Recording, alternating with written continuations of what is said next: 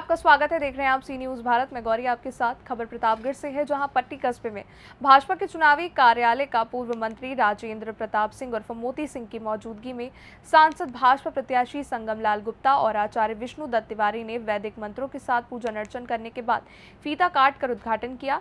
इस दौरान उपस्थित जनसमूह को संबोधित करते हुए मुख्य अतिथि पूर्व मंत्री मोती सिंह ने कहा कि भाजपा का एक एक कार्यकर्ता घर घर जाकर मोदी और योगी के सपने को साकार करने के लिए लोगों से मतदान के लिए प्रेरित कर रहा है। इस दौरान पूर्व प्राप्त मंत्री दिनेश सिंह, सांसद प्रत्याशी संगम लाल गुप्ता, ब्लॉक प्रमुख पट्टी राकेश सिंह उर्फ पप्पू सिंह, ब्लॉक प्रमुख प्रतिनिधि राजकुमार सिंह, ब्लॉक प्रमुख कमलाकांत यादव, नगर पंचायत रामगंज अध्यक्ष राकेश सिंह आदि ने उपस्थित जनसमूह को संबोधित किया। कार्यक्रम में पूर्व अध्यक्ष खेदन लाल जायसवाल, पूर्व नगर पंचायत अध्यक्ष जुगीलाल जायसवाल, सभासद रामचरित्र वर्मा, बुदुल सिंह, राकेश सिंह, प्रमोद सिंह, जिला पंचायत सदस्य गिरीश चंद्र जायसवाल, जिला पंचायत सदस्य संजय पाल, जिला पंचायत सदस्य पूनम इंसान समेत तमाम लोग मौजूद रहे। वहीं कार्यक्रम का संचालन आचार्य विष्णु दत्त तिवारी ने किया। पट्टी नगर में आज भाजपा के लोकसभा चुनाव के कार्यालय का उद्घाटन किया गया, जिसमें आप बतौर मुख्य अतिथि मौजूद रहे और ये चुनाव किस तरह से संपादित करेंगे और इसको जिताने की आपकी भी जिम्मेदारी है। जिम्मेदारी भारतीय जनता पार्टी के आखिरी कार्यकर्ता की, भारतीय जनता पार्टी के कमल को खिलाने की जी प्रत्याशी निमित्त है जी। और हम ही नहीं, हमने तो भारतीय जनता पार्टी के कार्यकर्ताओं की जमीन पर उगी फसल पकी, उसकी मड़ाई हुई, मड़ाई के बाद जब उसका गेहूं और चावल बना तो हमारे घर में गया, लेकिन वो कार्यकर्ता की पीठ से गया। इसलिए पट्टी 400 सीटों की जो संकल्प है हमारे देश के प्रधानमंत्री, उसमें अगर पट्टी और प्रतापगढ़ की सहभागिता नहीं होगी तो प्रतापगढ़ का दुर्भाग्य भी होगा और प्रतापगढ़ के लिए कलंक भी होगा। पट्टी में जितना विकास आपके कार्यकाल में हुआ है, उसके अतिरिक्त यहाँ कोई विकास की धारा दिखती नहीं है। क्या ये एक सीट जीतने के बाद आप विकास पट्टी को और आगे विकास की गति देंगे?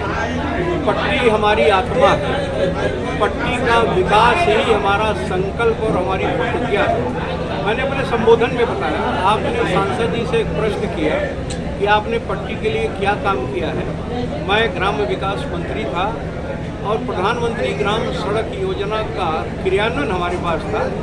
मुझे ये कहने में फक्र है कि अगर हमारे पास भारतीय जनता पार्टी के संगम लाल गुप्ता की तरह सांसद न होता तो यहाँ की सड़कों की संस्कृति गलत, मैं गलत कह रहा हूँ कि जो मानक थे उसमें सांसद जी से हमने कहा कि इन्होंने 5 सड़कों को एक सड़क बता के सरकार के सामने प्रस्तुत किया, इसकी हमने स्वीकृति दी और आज नहीं, आने वाले अभी 2 वर्षों तक अनवरत सड़कें बनेंगी तो शायद पूरा हो।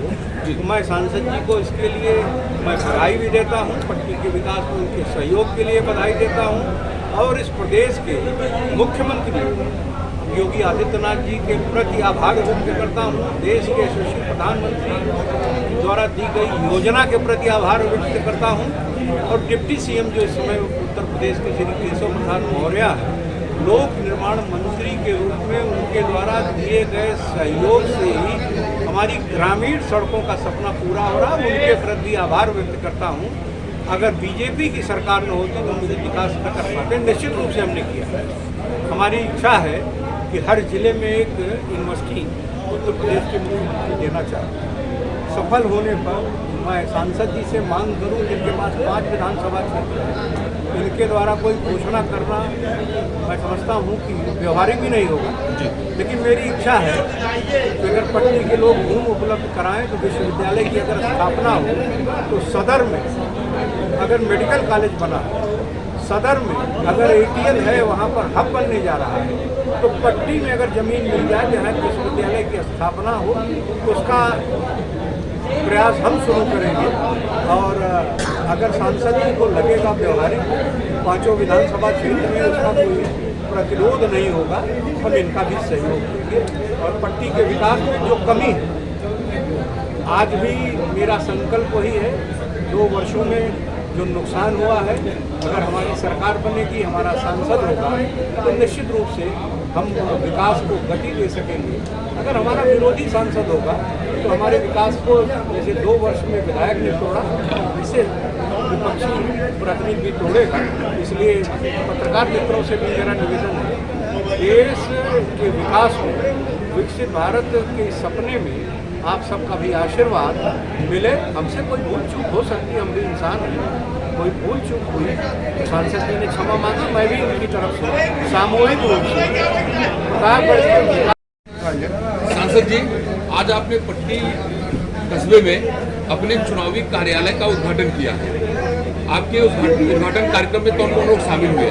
देखिए, विधानसभा पट्टी के आज कार्यालय के उद्घाटन के अतिथि हम सबके गार्जियन माननीय पूर्व मंत्री माननीय राजेंद्र प्रताप सिंह मोदी सिंह जी आज इस उद्घाटन के कार्यक्रम के मुख्य अतिथि थे। हमारे चारों ब्लॉक प्रमुख थे, हमारे नगर पंचायत अध्यक्ष थे, पूर्व नगर पंचायत अध्यक्ष, पार्टी के सारे पदाधिकारी, बूथ के जिला पंचायत के सारे सदस्य, सारे पदाधिकारी और सारे कार्यकर्ता और सारे जो प्रमुख हमारी पार्टी के पदाधिकारी हैं, जो हमारे प्रबुद्ध लोग हैं, वो सारे लोग आज उपस्थित थे इस उद्घाटन में। और आज से विधानसभा पट्टी का एक कार्यालय यहाँ से शुभारंभ होगा और लोगों में एक उत्साह है, हमारे कार्यकर्ताओं में उत्साह है और जनता में भी उतना ही उत्साह है कि 25 तारीख कब आ जाए और मोदी जी को हम लोग कब दें। लोगों में एक सवाल रहता है कि पट्टी विधानसभा के लिए आपके द्वारा कोई विशेष कार्य नहीं किया गया है और कोई एक कार्य गिना दे सांसद जी, इस तरह के सवाल मैंने कई जगह देखा है। क्या इस विषय में आप क्या कहना चाहेंगे? सांसद का जो एक दायित्व होता है और जो प्रधानमंत्री सड़क योजनाएं पट्टी में जो बन रही हैं, वो सारी प्रधानमंत्री सड़क योजनाएं हैं जो भारत सरकार से माननीय मंत्री जी ने भी आपको बताया और अब विस्तार से आपको बताएंगे। और जो बाकी के बड़े काम हैं, 52 किलोमीटर का बाईपास, 22 किलोमीटर का बाईपास, प्रतापगढ़ को चारों तरफ से 4 लेन से